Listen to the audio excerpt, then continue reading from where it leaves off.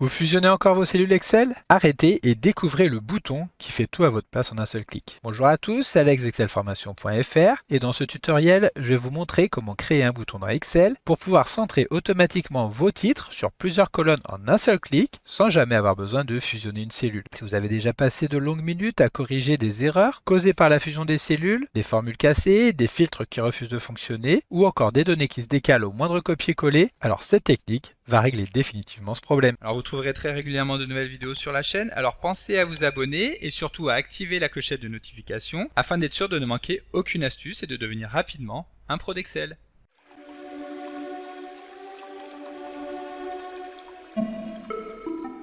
Comme d'habitude, si vous voulez être sûr de bien comprendre tout ce que nous allons voir dans le cadre de cette vidéo, vous pouvez télécharger le support de ce tutoriel ainsi que son corrigé en suivant le lien disponible dans la description de la vidéo, ce qui vous permettra de réaliser les opérations en même temps que moi pour bien comprendre tout ce que nous allons voir dans cette vidéo. Alors pour illustrer ce tutoriel, nous allons utiliser le tableau que nous avons actuellement à l'écran dans lequel nous retrouvons le suivi complet des matchs d'un tournoi de football interentreprise organisé entre 8 équipes réparties en deux groupes. Dans ce tableau, nous retrouvons donc les résultats des matchs avec le groupe A et le groupe B répartis par journée avec le nom des équipes à domicile, le score, la même chose donc pour les équipes extérieures et enfin le vainqueur de chacun de ces matchs. C'est donc un type de fichier tout à fait courant dans les assos et les comités sportifs ou encore dans les entreprises qui organisent des événements. Notre objectif ici va donc être de centrer le contenu des lignes intermédiaires contenant le numéro de chaque journée sur l'ensemble de la largeur du tableau. Et c'est là que beaucoup d'utilisateurs font la même erreur en sélectionnant les cellules comme je viens de le faire à l'instant, puis depuis le menu Accueil du ruban en cliquant sur Fusionner et centrer. Cette fonctionnalité est en effet pratique pour pouvoir centrer en un seul clic le contenu de plusieurs cellules de manière horizontale et surtout en un seul clic. Par contre, si le résultat visuel est tout à fait satisfaisant et correspond entièrement à ce que nous voulons mettre en place ici, les conséquences techniques peuvent vite être problématiques. En effet, dès qu'une cellule est fusionnée, elle se trouve dans une plage référencée et non plus sur une simple coordonnée comme le serait n'importe quelle autre cellule. Pour nous en rendre compte, nous sélectionnons la plage et nous voyons que c'est bien l'ensemble des cellules fusionnées qui sont sélectionnées, ce qui est tout à fait normal. Par contre, le problème, c'est que si nous voulons sélectionner une plage de cellules, par exemple ici tous les scores à domicile, dès que nous allons passer par-dessus une cellule fusionnée, alors c'est toute la largeur de cette plage qui sera sélectionnée. Cela va nous poser des problèmes lorsque nous allons par exemple vouloir construire une formule. Ici, nous voyons par exemple que nous voulons obtenir le nombre de buts marqués par l'équipe Logipro, ici par exemple à domicile. Pour effectuer donc ce calcul, nous allons pouvoir utiliser la fonction somme.si qui permet d'additionner toutes les cellules qui répondent à un critère. Et donc pour commencer, nous allons devoir sélectionner la plage des cellules dans lesquelles se trouve le critère à tester. Ici, nous allons donc sélectionner toutes les équipes à domicile. Pour la première journée, aucun problème. Par contre, dès que nous allons vouloir sélectionner la deuxième journée, comme nous l'avons vu juste avant, la sélection va s'étendre à toute la largeur du tableau. Nous ne pourrons pas nous contenter de sélectionner uniquement les cellules qui nous intéressent. Mais heureusement, comme d'habitude avec Excel, dès qu'il y a un problème, nous pouvons compter sur ce dernier pour obtenir une option native qui produira exactement le même résultat visuel sans toutefois les contraintes que nous venons de découvrir. Cette fonctionnalité s'appelle Centrer dans la sélection. Et donc c'est la fonctionnalité que je vais maintenant vous montrer. Centrer dans la sélection est une option très puissante mais qui est très peu connue car elle n'est pas accessible directement depuis le ruban. Pour l'utiliser, nous allons donc devoir passer par la boîte de dialogue format de cellules. Donc ici, nous allons quitter la construction de la formule. Nous sélectionnons l'ensemble des cellules que nous avons fusionnées en appuyant sur le bouton CTRL du clavier, ce qui va permettre de sélectionner plusieurs cellules en même temps, même si celles-ci ne sont pas adjacentes. Puis nous effectuons un clic droit et enfin nous choisissons format de cellule. Ensuite, dans le menu alignement, nous allons commencer par défusionner les cellules en décochant l'option fusion des cellules. Et dans le groupe horizontal, nous allons pouvoir retrouver ici centrer sur plusieurs colonnes qui permettra justement d'effectuer ce que nous voulons mettre en place. Nous choisissons centrer sur plusieurs colonnes, puis OK.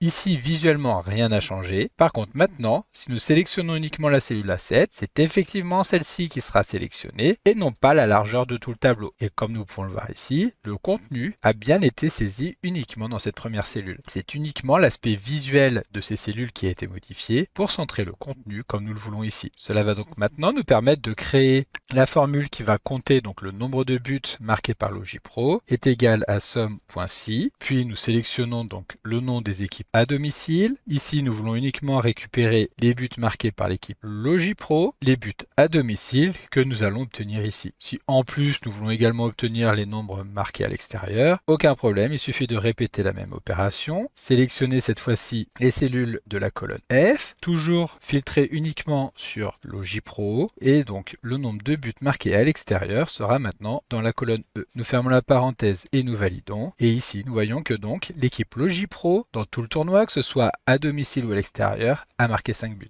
Il n'y a plus aucun problème pour construire la formule en sélectionnant les cellules qui nous intéressent. Voilà, donc maintenant, je vais vous montrer comment créer une macro qui va permettre d'effectuer exactement cette opération, mais en un seul clic. Pour créer une macro, nous pouvons utiliser le raccourci clavier Alt et F11 qui va permettre d'afficher l'éditeur de code VBA. Ici, nous sommes bien sur le projet, c'est-à-dire dans le classeur Excel dans lequel nous allons vouloir effectuer le centrage. Et donc, nous allons pouvoir insérer un nouveau module en nous rendant dans le menu Insertion pour créer donc ici une nouvelle page de code dans laquelle nous allons pouvoir créer notre macro. La macro que nous allons mettre en place sera une macro bascule qui va donc commencer par regarder si effectivement les cellules sélectionnées sont déjà alignées sur plusieurs colonnes. Si c'est le cas, elle pourra désactiver cet alignement. Dans le cas contraire, elle pourra l'activer. Pour créer une macro, c'est très simple. Nous saisissons le mot-clé sub, suivi du nom que nous voulons donner à la macro. Ici, nous allons l'appeler centré sur plusieurs cellules. Ensuite, nous appuyons sur entrée pour que VBE ajoute automatiquement endsub, qui va donc ici venir marquer la fin de la macro. Et donc, tout ce que nous allons saisir entre ces deux lignes sera exécuté automatiquement dès que nous appellerons notre macro centré sur plusieurs cellules. Et donc, la première chose à faire va être de tester si effectivement les cellules sélectionnées sont centrées sur plusieurs colonnes. Pour cela, nous allons utiliser une instruction if qui permet d'effectuer un test comme la fonction si que nous avons l'habitude d'utiliser dans Excel. Puis pour vérifier l'alignement des cellules sélectionnées, nous allons interagir sur l'objet selection qui représente donc l'ensemble des cellules sélectionnées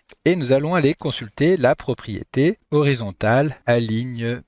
Celle-ci peut avoir plusieurs valeurs et nous allons vouloir rechercher si la valeur est égale à XL Center Across Selection. Lorsque ce sera le cas, alors ici nous voyons qu'il n'a pas reconnu la propriété, il manque un petit n ici, c'est horizontal alignement. Lorsque nous passons la ligne, nous voyons que maintenant il le passe bien en majuscule, ce qui veut dire que la propriété a été reconnue. Maintenant nous allons copier cette portion-là, étant donné que nous allons maintenant vouloir la modifier, afin donc de la réaffecter avec le caractère XL General, c'est-à-dire le statut par défaut appliqué à l'alignement horizontal. En revanche, dans le cas contraire, c'est-à-dire que les cellules ne sont pas justement centrées sur plusieurs colonnes, et donc dans ce cas, nous allons affecter la propriété XL Center Across Selection pour les centrer sur plusieurs colonnes. Ensuite, nous fermons le if avec un end if, et voilà, c'est tout, notre macro est maintenant terminée. Comme vous pouvez le voir, celle-ci est très simple et tient en seulement quelques lignes de code. Pour pouvoir la tester, nous allons revenir donc sur notre classeur Excel. Ici, nous sélectionnons les cellules de la journée 1 qui sont déjà centrées sur plusieurs colonnes. Puis nous appuyons sur Alt F8 afin d'ouvrir une boîte de dialogue qui permet de sélectionner les macros, ici les macros du classeur, sur lesquels nous retrouvons bien centrés sur plusieurs cellules. Nous cliquons sur Exécuter et donc automatiquement, comme vous pouvez le constater, Excel a réappliqué un alignement général sur les cellules. Nous allons répéter l'opération pour réappliquer ici le centrage sur plusieurs cellules. Alors maintenant, pour pouvoir appeler rapidement la macro, nous allons pouvoir créer un bouton directement sur la feuille de calcul. Pour cela, nous nous rendons dans le menu Insertion. Tout à droite, nous allons déployer texte et sélectionner une zone de texte. À ce moment-là, le curseur de la souris prend la forme d'une croix qui va nous permettre donc de dessiner notre bouton là où nous le souhaitons sur la feuille de calcul. Lorsque nous relâchons le bouton de la souris, la zone de texte se dessine. Nous allons pouvoir saisir un titre à ce bouton, par exemple, aligné sur plusieurs colonnes. Ensuite, donc, nous allons pouvoir mettre en forme le bouton en utilisant par exemple ici l'un des styles proposés, par exemple celui-ci. Et nous allons également pouvoir aligner verticalement et horizontalement le texte pour rendre donc le bouton plus esthétique. Ensuite, nous effectuons un clic droit sur celui-ci et nous cliquons sur affecter une macro pour ouvrir la boîte de dialogue qui permet de lier une macro qui existe déjà dans le projet avec le bouton. Nous choisissons centrer sur plusieurs colonnes et enfin nous validons en appuyant sur OK. Maintenant, il va nous suffire de sélectionner une plage de cellules cellule, de cliquer sur le bouton pour désactiver ou pour activer l'alignement sur plusieurs colonnes. Alors avant de nous quitter, il y a encore une chose à savoir, c'est que dès que nous ajoutons une macro VBA dans un classeur Excel comme nous venons de le faire, nous ne pourrons plus enregistrer celui-ci en tant que classeur classique avec l'extension XLSX. Pour nous en rendre compte, nous allons appuyer sur CTRL S et ici nous avons un message qui est très clair qui nous informe que si nous enregistrons le classeur comme ça, nous allons perdre les macros, elles ne seront pas enregistrées. Pour régler le problème, nous allons donc appuyer sur Escape et cette fois-ci nous allons appuyer sur F12 pour afficher la boîte de dialogue enregistrée sous et dans la liste des types de classeurs, nous allons sélectionner le format XLSM qui permet quant à lui de bien enregistrer les macros dans un endroit dédié. Donc si nous le souhaitons, nous pouvons modifier le nom et ensuite cliquer sur le bouton enregistrer. À partir de maintenant, notre bouton et notre macro fonctionneront à chaque réouverture de ce fichier. La macro sera toujours disponible directement, prête à l'emploi. En revanche, notre macro fonctionnera parfaitement, mais uniquement dans le classeur dans lequel nous l'avons créé. Si nous ouvrons un autre fichier Excel et que nous voulons utiliser le même bouton, nous devrons soit copier le module VBA manuellement dans ce nouveau fichier, soit reprendre toute la procédure depuis le début. Alors ce n'est pas l'idéal si jamais nous avons besoin de travailler sur de nombreux classeurs, et heureusement, il existe deux solutions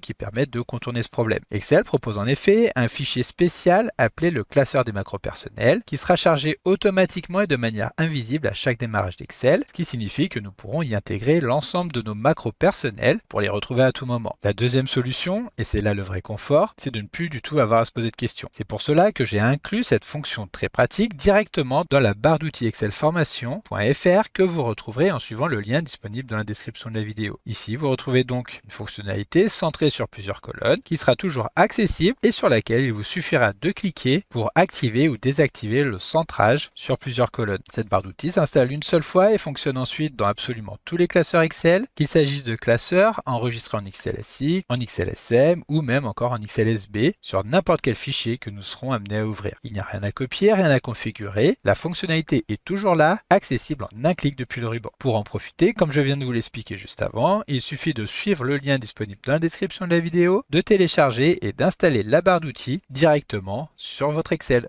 Donc comme d'habitude, vous pouvez télécharger le support de secours en suivant le lien que vous trouverez dans la description de la vidéo. Si la vidéo vous a plu, n'oubliez pas de la liker et de la partager à vos collègues et amis sur l'ensemble de vos réseaux sociaux. Et vous pouvez également me laisser vos impressions dans l'espace des commentaires, je lirai chacun d'entre eux et y répondrai avec plaisir. Évidemment, si ce n'est pas encore fait, abonnez-vous à la chaîne pour ne manquer aucune astuce. C'est également très important pour m'aider à gagner en visibilité afin de pouvoir développer la chaîne et continuer de vous proposer des tas de nouvelles vidéos. Merci d'avoir suivi cette vidéo et à très bientôt pour un prochain tuto.